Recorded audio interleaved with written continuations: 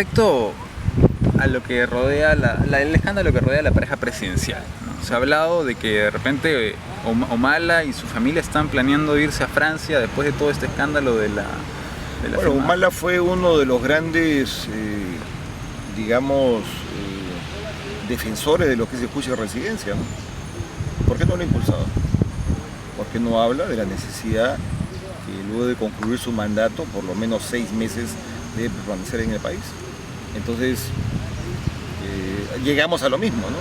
Siempre se habla de la eliminación de la inmunidad parlamentaria, siempre se habla de la imprescriptibilidad de los delitos vinculados a hechos de corrupción, como peculado, colusión desleal, etcétera, pero cuando ya están en el poder, esto me hace más o menos recordar ese libro de Hegel, ¿no?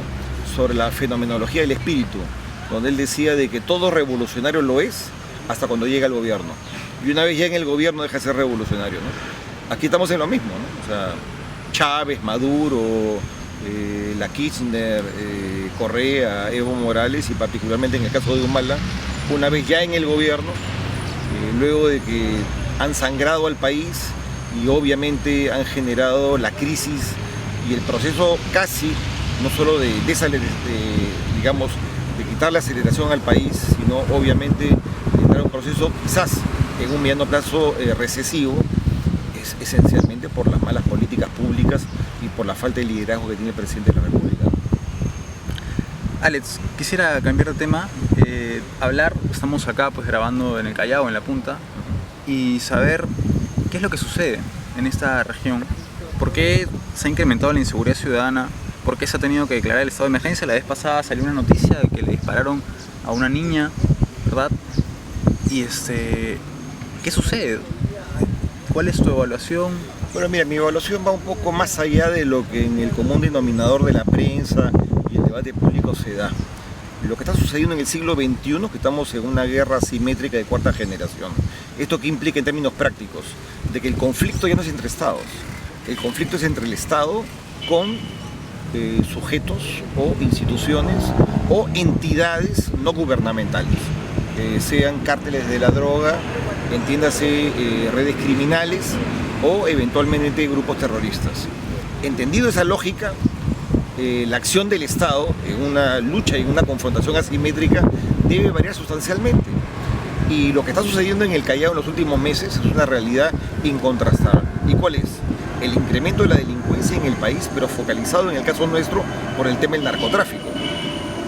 No olvidemos que antes de la interdicción o de la interceptación de las aeronaves en la zona de selva, la cantidad de droga que salía por el puerto era mínima. Sin embargo, ahora con la nueva ley, la droga ya no sale por las rutas convencionales, sea por aeronaves o por la zona selvática. Está saliendo ahora por los puertos. El propio ministro ha explicado que ha habido un crecimiento exponencial de casi 800% de la entre comillas, exportación de droga a través de los puertos y particularmente del Callao. Entonces los cárteles de la droga se están confrontando en el Callao y en otros puertos para lo que significa la ruta o la salida o la logística vinculada con el tema de estibadores, temas de servicios de avituallamiento de las embarcaciones de navegación, todo lo que es el manejo intra y extraportuario. Y esto evidencia que esta confrontación entre los grupos vinculados al narcotráfico se traslada también a la inseguridad de la ciudad. Entonces esto es un tema que va mucho más allá. No es un problema de que, oye, mira, porque acá dejaron a tal persona, o porque alias tal o alias cual se confronta con el otro. No, esto es un problema estructural y es un problema mundial que se traslada al Perú y particularmente al Callao. Estamos, reitero, en una lucha de un conflicto asimétrico de cuarta generación que lo compartimos en el mundo entero. La lucha contra la yihad islámica es exactamente lo mismo. La lucha, por ejemplo, contra las mafias en el caso europeo, entiéndase grupos vinculados a los rumanos o a los albaneses kosovares o a la mafia rusa, entre otras, también tienen iguales características. Entonces, en el caso particular del Callao, el problema es por drogas. Lo era hace algún tiempo por los cupos de construcción. La construcción ha decaído y ahora el interés de los grupos delincuenciales están relacionados básicamente con el tráfico ilícito de drogas. Bueno, y yo la pregunta que te haría, y de repente me vas a decir que soy muy simplista al preguntarlo, pero es ¿cómo ir contrarrestando eso? Es una acción conjunta de todas las entidades del Estado. Por ejemplo, yo estoy totalmente a favor de la salida de la Fuerza Armada en apoyo de la acción para confrontar en esta nueva tendencia, como reitero, de la lucha del Estado, no contra otro Estado, sino contra entidades no estatales. Hay que reformular lo que son las competencias, atribuciones y también modelo de adiestramiento a las Fuerzas Armadas. Por darte casos puntuales, ¿de qué nos sirve entregarle un Kalashnikov en su oportunidad? Es un armamento ya muy antiguo, o quizás un AK-47 o eventualmente un M16 a un soldado. Preferible podría ser, no sé, un Galil, o podría ser eventualmente, no sé, un armamento como el AKM que hoy utiliza la policía, porque son armamentos más de lucha urbana. Entonces es otro enfoque, hay que educar a la Fuerza Armada, por lo menos aparte de ella, para que se dedique también al tema de la relación con los civiles.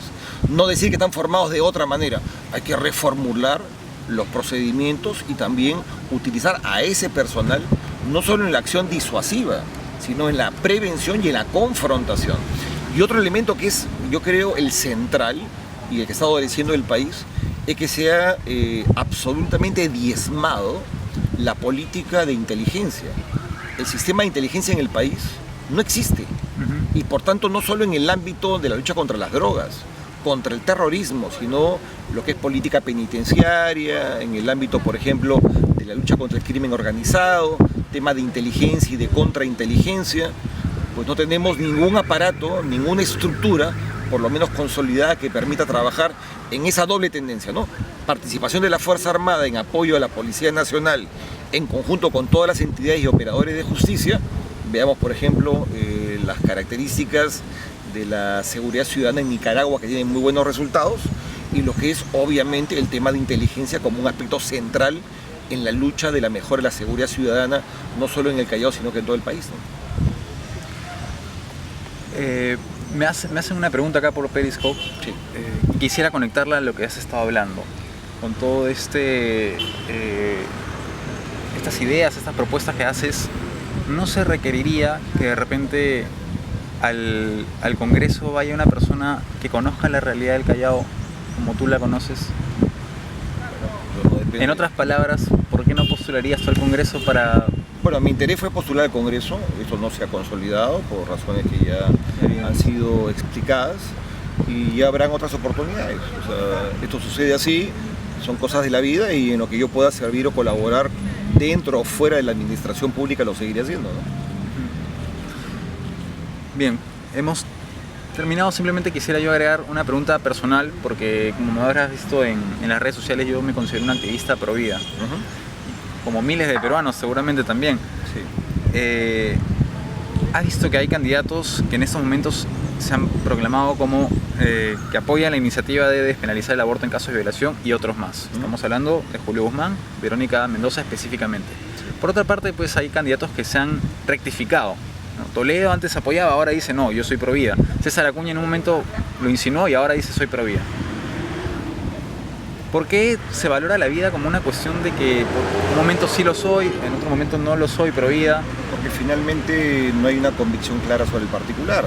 Si tú le preguntas a ellos la diferencia entre un aborto terapéutico y un eugenésico, no te lo van a saber responder. No saben lo que es una tipificación clara en materia de aborto, ¿no?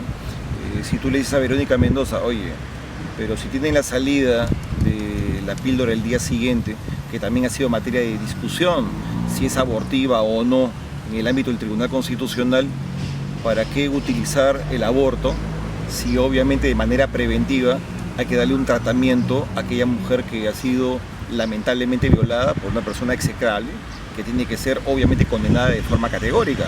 Pero si una mujer es violada, es atendida inmediatamente, luego del tratamiento psicológico, que es muy importante, también se le da el soporte en materia de salud, de la entrega de la píldora del día siguiente, ¿por qué va a necesitar abortar? Entonces estamos en ese absurdo.